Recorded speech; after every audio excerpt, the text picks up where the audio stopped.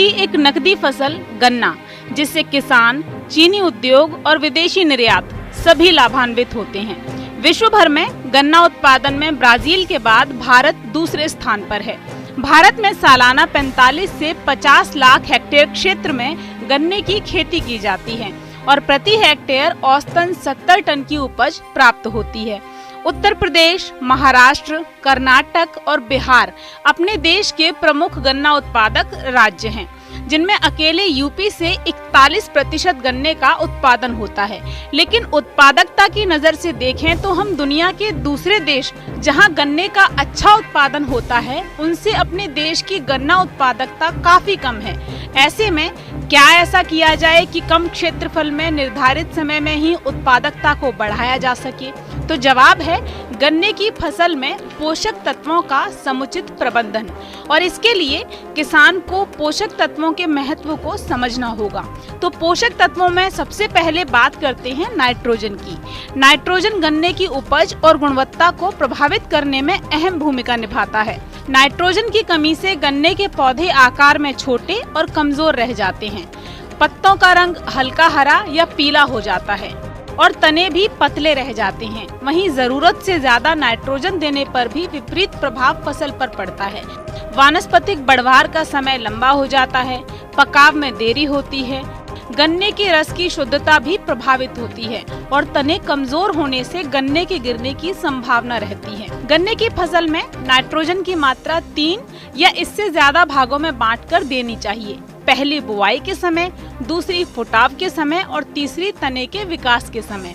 खड़ी फसल में 30, 60 और 90 दिन की अवस्था में नाइट्रोजन का उपयोग फसल के लिए अच्छा रहता है और नाइट्रोजन की मात्रा देने के बाद मिट्टी चढ़ाना भी बेहद जरूरी होता है, ताकि नाइट्रोजन का वायुमंडल में विलय ना हो।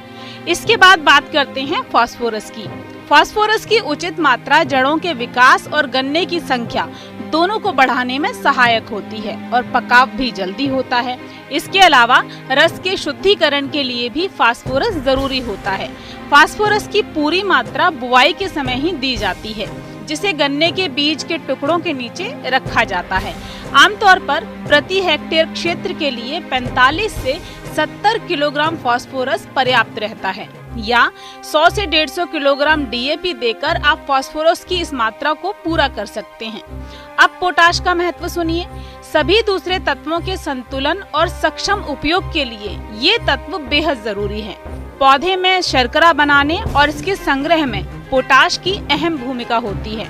इसकी पर्याप्त मात्रा पौधों का कई बीमारियों से बचाव करती है, जबकि इसकी कमी से पौधों की बढ़वार प्रभावित होती है और पत्ते पीले होकर सूखने लगते हैं। आमतौर पर प्रति हेक्टेयर फसल के लिए 100 से 120 किलोग्राम पोटाश पर्याप्त रहता है। पोटाश देते समय ये ध्यान रखें कि पोटाश की पूरी मात्रा एक ही बार में देने की बजाय 2-3 भागों में बांट कर दें। नाइट्रोजन के साथ ही पोटाश की मात्रा देना फसल के लिए फायदेमंद रहता है। इसके बाद आता है सल्फर, जिसकी पौधों के हरित पदार्थ के निर्माण में अहम भूमिका होती है। सल्फर की कमी से पत्तियां सिकुड़ी हुई और छोटी दिखाई देती हैं और धीरे धीरे पीली पड़ने लगती हैं।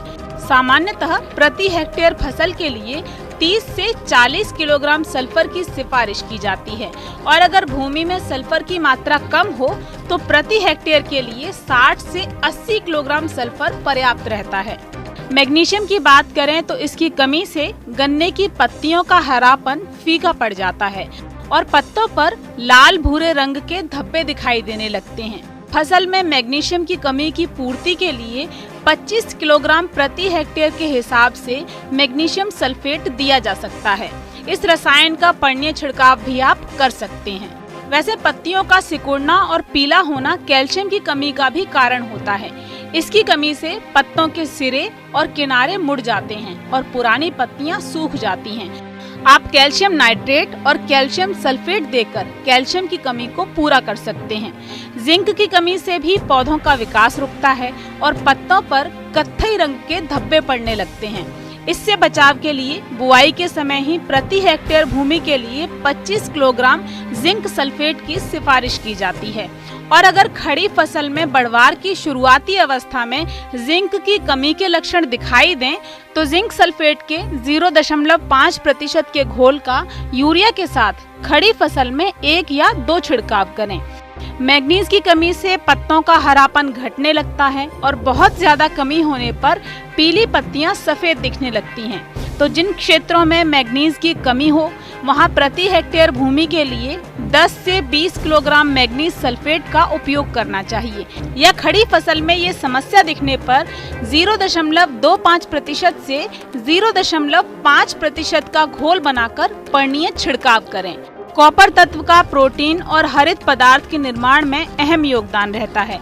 कॉपर तत्व की कमी से पौधे के ऊपरी पत्ते मुरझाए से दिखते हैं और तना बहुत नरम हो जाता है।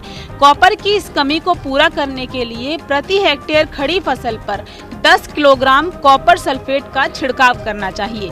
बोरोन तत्व शर्करा के स्थानांतरण और हार्मोन्स के विकास में सहायक होता है।